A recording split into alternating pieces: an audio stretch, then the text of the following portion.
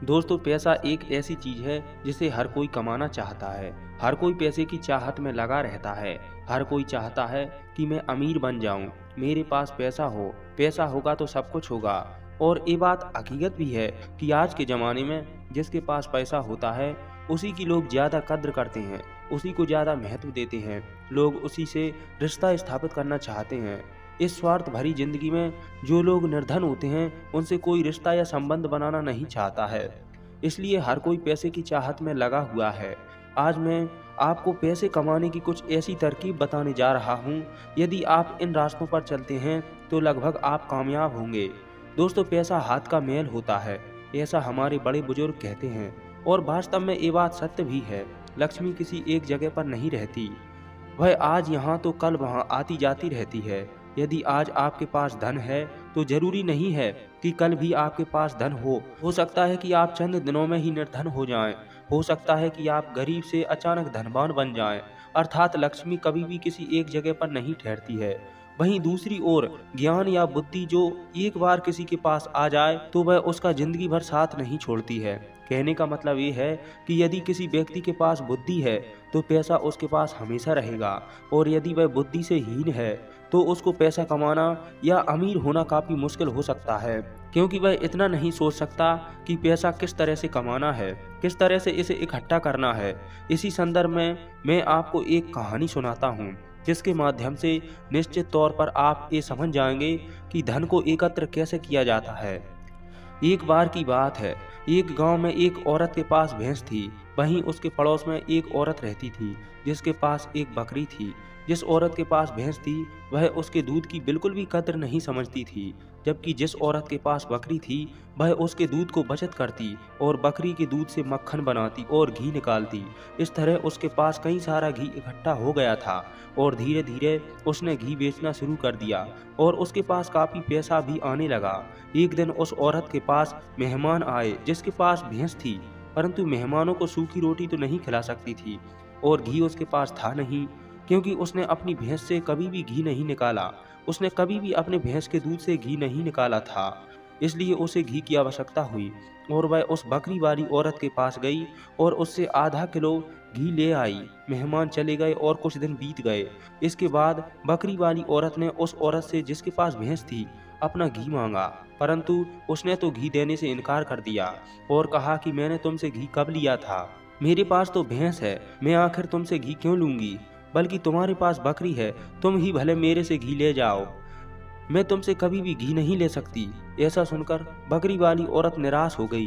वह किसी को बताती तो कोई भी इस बात को मानने को तैयार नहीं था कि जिसके पास भैंस हो वह इससे घी ले सकती है। फिर एक दिन उस गांव में साधु आए तो औरत ने वह सारी समस्या साधु को बताई। वह अपनी समस्या साधु को बता रही थी, इतने में वह भैंस वाली औरत भी साधु के पास आ जाती है और उसने कहा कि मैंने इससे घी नहीं लिया, आखिर मैं इससे घी क्यों लूंगी, मेरे पास तो भैंस है। ऐसा सुनकर साधु ने कुछ सोचा और फिर दोनों को एक एक लोटा पानी दिया और कहा कि अपने हाथ मुंह धोकर आओ। दोनों औरतें एक एक लोटा पानी ले जाती हैं। इधर भैंस वाली औरत अपना मुंह और हाथ धोती है और थोड़ा पानी बचता है उसे फेंक देती है। वहीं दूसरी ओर जिसके पास बकरी थी वह औरत हाथ और अपना मुंह धोती है। जब थोड़ा पानी बचता है तो उसे ले जाती है और दोनों औरतें साधु के पास आ जाती हैं। जब साधु ने उन दोनों से लोटा लिए तो साधु ने तुरंत कहा कि इस औरत ने बकरी वाली औरत से घी लिया था।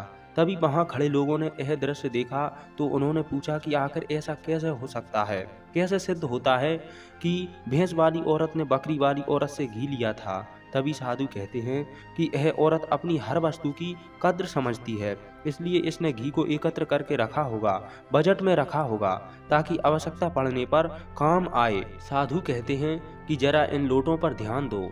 इस औरत ने इस लोटे में इतना पानी बचा भी लिया और हाथ पैर मुंह धो भी लिए। ये होती है किसी भी चीज की अहमियत को समझना। और दूसरी औरत ने सिर्फ मुंह धोकर ही लोटे का सारा पानी खत्म कर दिया, क्योंकि उसको इस पानी की कीमत नहीं पता थी। हमें जब किसी चीज की कदर नहीं होती तो भले ही वह हमारे पास कितनी भी हो, नष्ट हो ही जाती है। और यदि हम उसको सही तरीके से इस्तेमाल में लेते हैं और उसकी कीमत को जानते हैं तो जरूर उससे हम फायदा ले सकते हैं। जैसे कि बकरी रखने वाली औरत ने दूध बचाकर उससे मक्खन निकाला और उससे घी बनाया। और भैंस रखने वाली औरत को दूध की कदर नहीं थी, इसलिए इतना दूध होने के बावजूद भी उसके घर में मेहमानों के लिए घी नहीं था। यह बात सत्य है।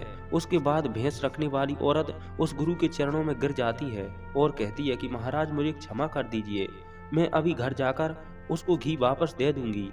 उसके बाद वह गुरु कहते हैं, बूंद बूंद से सागर भरता है।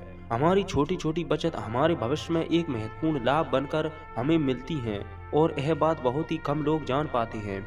और यही बात हमारे घर में लक्ष्मी पर लागू होती है। यदि हम लक्ष्मी को बचाएंगे तो वही लक्ष्मी हमें भविष्य में अधिक लाभ बनकर मिलेगी। तो दोस्तों, ये कहानी तो आपको समझ में आ ही गई होगी। तो चलिए आप जानते हैं वह खर्चों के बारे में जो हमें आज से ही बंद कर देने चाहिए। सबसे पहला खर्चा, दिखावे का खर्चा। आपके अगल बगल में किसी ने महंगी कार ले ली तो अब आपके मन में जलन पैदा होने लगेगी कि मुझे भी जल्द ही कार लेनी है। और यही दिखावे का खर्च आपको पूरी उम्र गरीब बनाकर रखता है। दोस्तों, हम में से बहुत से लोग होते हैं जो सिर्फ दिखावे के चक्कर में ही बहुत सारा ऐसा सामान उठा लाते हैं, जैसे कि दूसरों के सामने अपना रुतबा अधिक हो सके, कार ले लेना, महंगे जेवर ले लेना, महंगे मोबाइल ले लेना या फिर ऐसी कोई महंगी चीज खरीद लेना जिसकी हमें हमारी जिंदगी में कोई जरूरत भी नहीं होती। जब उन्हें कोई समझाता है तो कहते हैं कि हम किसी से कम नहीं हैं। वे लोग ये नहीं समझते कि इससे हमारा सिर्फ नुकसान होता है, न कि कुछ फायदा। यदि आपको सच में अमीरी रास्ते पर चलना है तो यह सारे खर्चे सबसे पहले आपको बंद करना होगा और वही पैसा कहीं पर इन्वेस्ट करना होगा। हमारे कहने का मतलब ये नहीं है कि आप अपनी शौक पूरा करना बंद कर दो। कहने का मतलब ये है कि जिन चीज़ों को जिनकी आपको ज़रूरत भी नहीं है, जिनकी ज़रूरत है, सिर्फ उन्हीं चीज़ों को लें। दूसरे को देखकर दिखावा करके कोई भी सामान नहीं लेना चाहिए। दूसरी बात जो ध्यान में रखने योग्य है, किसी दूसरी कंपनियों की स्कीम से दूर रहना। वे अपने सामान की बिक्री अधिक करने के लिए अलग अलग प्रैंक जो कंपनियां होती हैं वह हमें लुभाने के लिए अलग अलग स्कीम लाती हैं, लेकिन यह उनकी मार्केटिंग करने की रणनीति होती है जो हम लोग नहीं समझ पाते हैं। और बहुत सारे लोग अलग अलग स्कीम के चक्कर में आकर वह चीज़ भी खरीद लेते हैं जिनकी उन्हें ज़रूरत भी नहीं होती। यदि हम मार्केट में जाते हैं, हमें पता चलता है कि 50% डिस्काउंट के अंदर घड़ी मिल रही है, बल्कि हमारे घर में तो 2-4 घड़ी ऑलरेडी पड़ी हुई हैं, लेकिन फिर भी हम उसको खरीद लेते हैं। हम लोग यह नहीं समझते कि यह सब मार्केटिंग करने की रणनीति है। इससे हमें फायदा नहीं होगा बल्कि कंपनी को ही फायदा होगा। ऐसी शौक कभी ना पालें, क्योंकि यही गरीबी की ओर ले जाने वाले मुख्य कारक हैं। क्योंकि जिस चीज़ की हमें ज़रूरत भी नहीं है उस चीज़ में हम लक्ष्मी को खर्च कर देते हैं, तो उससे हमारे घर की लक्ष्मी नाराज हो जाती है और फिर धीरे धीरे हमारे घर से निकलने लगती है। तीसरी बात जो कि ध्यान में रखने योग्य है वह है कि आप अपने पैसों को कैश में रखकर ही खर्च करें। कभी भी आप किसी मोबाइल ऐप के द्वारा अपने पैसा खर्च ना करें। आपको शायद पता ही होगा कि आप कोई भी सामान खरीदते हो और फिर फ़ोन से पेमेंट करते हो तो आपको आपके पैसा खर्च होने का ज़्यादा दुख नहीं होता है, क्योंकि वह पैसा आपकी जेब से नहीं गया। लेकिन वहीं पर यदि आप अपनी जेब से पैसा निकाल कर खर्च कर रहे होते हैं तो आपको यह महसूस होता है कि यार मेरा पैसा खर्च हो रहा है। अगर आपको यकीन ना हो रहा हो तो आप ऐसा करके देख लेना, बाजार जाना और फिर किसी भी सामान का पैसा अपने फ़ोन से पे करना, जिससे आपको ज़्यादा महसूस नहीं होगा कि आपका पैसा खर्च हो रहा है। लेकिन जिस दिन आप अपनी जेब से पैसा निकाल कर दोगे तो उस दिन आपको ज़रूर लगेगा कि यार पैसा जेब से जा रहा है, मेरा पैसा खर्च हो रहा है, ज़्यादा पैसा खर्च हो रहा है। चौथी बात जो आपको ध्यान में रखनी है, अपनी भावनाओं पर काबू रखना है। अगर आपको कोई चीज़ पसंद आ रही है और आप उसे खरीदना चाहते हैं तो ये देख लें कि क्या वाकई में आपको इस चीज़ की ज़रूरत है और आप इसे खरीदना चाहते हैं। क्योंकि बहुत से लोग कोई चीज़ पसंद आने पर इसे तुरंत खरीद लेते हैं। कई बार तो ऐसा भी हुआ है, कोई स्कीम वाले आते हैं जो हमें लुभाने वाली चीज़ लेकर आते हैं और हमें वह चीज़ पसंद आ जाती है और हम इसे तुरंत खरीद लेते हैं। तो हमें ऐसी चीज़ों को लेने से बचना चाहिए। हमें ऐसी चीज़ नहीं लेना चाहिए, बल्कि हमें सिर्फ ऐसी ही चीज़ लेना चाहिए जिनकी हमें ज़रूरत हो। पांचवी बात है कि हमें कभी भी कर्ज नहीं करना चाहिए। आज के ज़माने में ज़्यादातर लोग कर्ज लेकर महंगी महंगी चीज़ खरीद लेते हैं, जैसे कि कार, मोबाइल इत्यादि, और फिर उसका पैसा भर देते हैं। जैसे कि आजकल हम लोग क्रेडिट कार्ड का इस्तेमाल करते हैं। क्रेडिट कार्ड हमें पैसे खर्च करने के लिए कहता है। जो पैसा हमारे पास है या फिर जो पैसा हमारे पास आने वाला है उस पैसे को हम खर्च कर देते हैं। तो जरा सोचिए कि हम अमीर कैसे बन पाएंगे। जो पैसा हमारे पास आया ही नहीं, उस पैसे को भी हम खर्च कर रहे हैं और फिर हम अमीर बनने के लिए सोचते रहते हैं, अमीर बनने की वीडियो देखते हैं, लेकिन उन बातों का पालन नहीं करते। और बहुत लोग ऐसे भी होते हैं जो लोन लेकर जमीन खरीद लेते हैं और ये सोचते हैं कि जब हमें इससे ज़्यादा फायदा होगा तो हम लोन वापस कर देंगे, लेकिन वे लोग ये नहीं समझते कि जितना हमें इसमें फायदा होगा उससे कई ज़्यादा हमें लोन का ब्याज भरना होगा। तो दोस्तों, ऐसा काम कभी भी नहीं करना चाहिए। कर्ज लेकर कोई भी सामान नहीं खरीदना चाहिए। छठवीं और आखिरी बात जो ध्यान में रखने योग्य है वह है कि कभी भी कोई भी शौक ना पाले। आपको शायद इस बात का पता ही होगा कि इस दुनिया में महंगाई का सबसे महत्वपूर्ण कारण है शौक। आज के समय में नॉर्मल 10,000 का मोबाइल आ रहा है और वहीं पर 2 लाख का भी फोन आ रहा है। दोनों में फर्क सिर्फ इतना है कि किसी को 10,000 का फोन रखने का शौक है तो किसी को 2 लाख का फोन रखने का शौक है।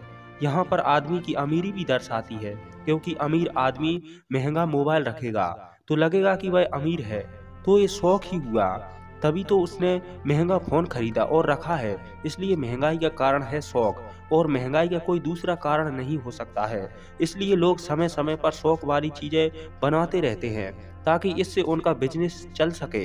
अच्छी अच्छी चीज बनाकर हमें लुभाने के लिए लेकर आते रहते हैं ताकि हमारा पैसा खर्च हो और उन्हें हमारा पैसा बरामद हो सके।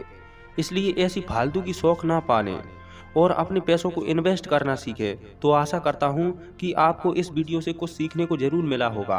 आज की वीडियो में इतना ही। मिलते हैं फिर एक नई वीडियो में एक नई जानकारी एवं ज्ञानवर्धक कहानी के साथ।